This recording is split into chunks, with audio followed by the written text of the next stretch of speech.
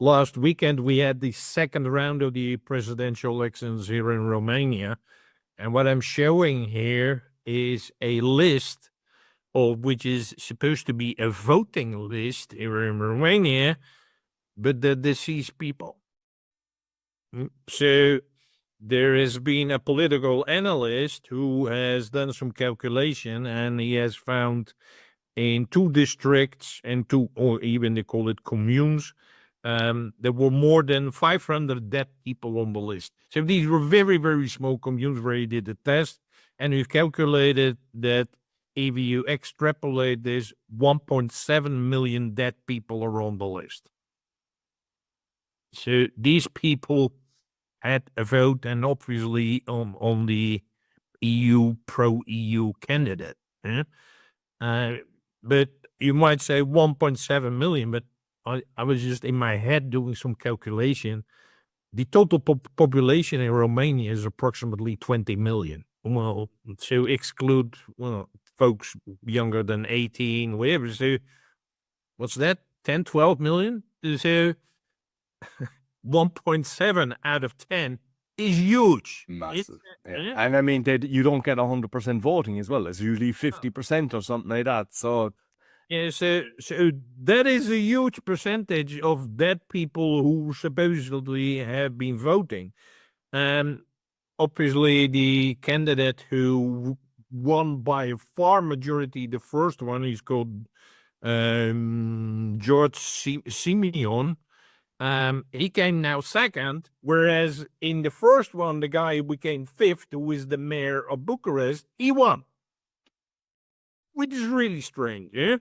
So what the George Simeon did, he submitted a request to cancel the subscription because there was interference.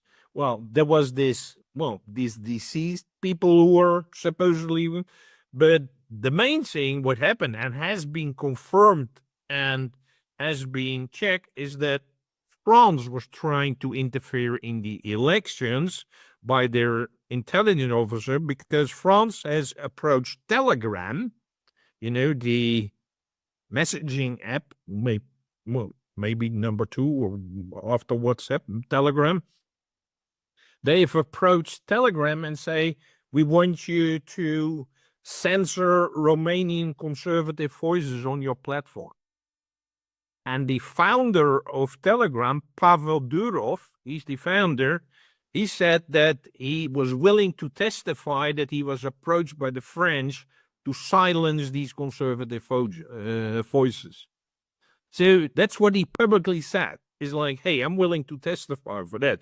So already George Simeon, he approached that constitutional court, but guess what?